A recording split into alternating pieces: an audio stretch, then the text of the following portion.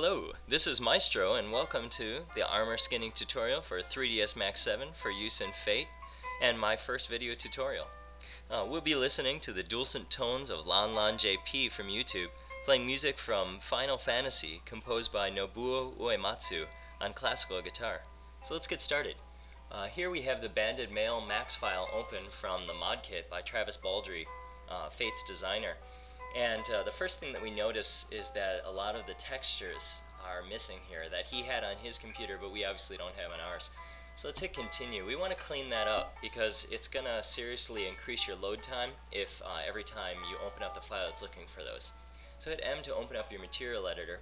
Now to clear out all these slots would be really tedious. I've given you guys a fix that's on the forums, which is a handy little script I found online that'll clear out all these slots. So go ahead and unzip that to your 3ds Max scripts folder. Click on Max script, then run script. Go to wherever you have Max installed and then your scripts folder. Okay, clear material editor.ms, and there we go. We've cleared out all the slots. Okay, to get that material back, we go to get material, click scene, because it's already applied to the scene mesh, but we just don't have it in the editor. Go ahead and drag this upper body one right over there into the first slot, and there we go. Now these other two we're going to actually get rid of because we don't need them, and I'm going to show you how that goes. If I'm going a little fast here, it's because YouTube has strict requirements for video length, but I'm going to supplement this with also written documentation so you can look at that. First thing we're going to get rid of here is this head mesh, not the mesh actually, the material on it. Go over to the Utilities tab here, click More, and then go down to UVW Remove. Okay, and then now we can see the parameters for that. Remove material, and there we go. We can see now the head is got no material applied to it. The other one, right click, go to Unhide All, is these legs. Select that, delete, and there we go. Okay, now right now what we're in is called character mode, and this is where we animate. You can see he's in a running pose here. We don't want to be in that. When we're designing things and when we're skinning things, we need to be in what's called figure mode. So you can grab on any bone, doesn't matter which one, go over into the motion tab in the control panel, and then we have figure mode. If you have the mesh selected, oh, look at what happened. See, we don't have figure mode available, so we need to make sure that we're on a bone and then click on figure mode. Okay? Now I'm going to rotate this around. Control R is arc rotate. Okay? Alright, and there we go. Now, if I were going to be making a lot of armors in the future, this would be a good time to go ahead and save, because now you've pretty much got everything cleaned up and the way you want it for any armor you're going to be working on. So let's go ahead and click on this banded armor. If you're making your own custom armor, you're going to want to go ahead and delete this banded armor mesh and then put your armor right over these existing bones.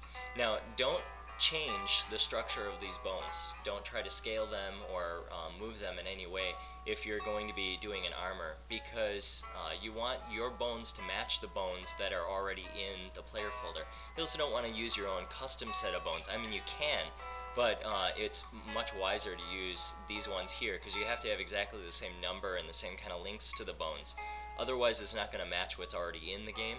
Also, you don't want to scale it because in the end the SMA files are what actually decides the size of the character, not the SMS files. The perfect example is Heron's Teenager. The SMAs actually change the whole shape of the character.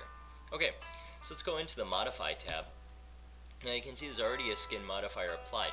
If you wanted to just change this armor, then you can go ahead and leave it the way it is, and we can change it, and the skinning's already done for you.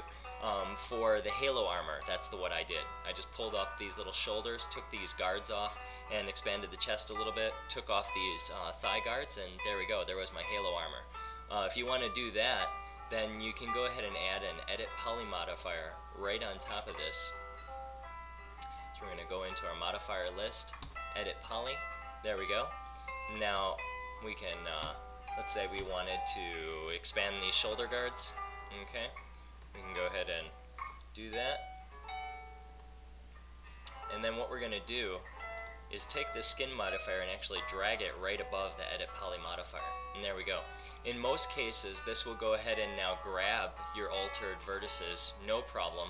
and your skinning will remain intact without having to do any editing of the skin modifier, which is always great. In some cases, if you did some major editing, if you added new lines, which adds new polygons, new vertices, it might not grab everything perfectly. It might have some weird artifacts. For the sake of this tutorial, I'm going to go ahead and delete this skin modifier so that we can actually do it ourselves and learn how that goes. Okay, so I'm going to delete this. I'm also going to convert this editable mesh into an editable poly. If you've been wondering what is the difference between the two, editable mesh is the old version from like Max 4 and below. Editable poly is the newer version, and it actually has a lot more features. You can cut polygons easier, bevel things easier, extrude. There's a lot more ways to do things. It's faster, it's cleaner. Most of the modelers out there say that this is the preferred method, so editable poly, there we go. Alright, now above that we're going to add a skin modifier, so go into your modifiers list here, skin, alright, and there we go. We're going to expand this and go into the edit envelopes, okay? Now down here we're going to click add, and we're going to add bones now into this modifier. Now the bones that we add are only going to be the bones out of this list of the ones that are going to affect this mesh, okay? So as you can see, the mesh is covering hands, forearm, upper arm, neck. There's spines behind here, okay? And then down here, we're not going to need these calves or toes. If we were doing a robe, we would want those, okay? But since we're just doing an upper body armor, we're only going to select the bones that are up here. So here I'm going to select, I'm going to skip the head. Head isn't necessary really, okay? I'm going to select clavicle, forearm. I'm holding control while I click these, right? So that I can select multiple things. Thigh, because these thigh guards are coming down here, okay? Upper arm, neck, pelvis, which is right behind this area here, okay? Clavicle, forearm, hand,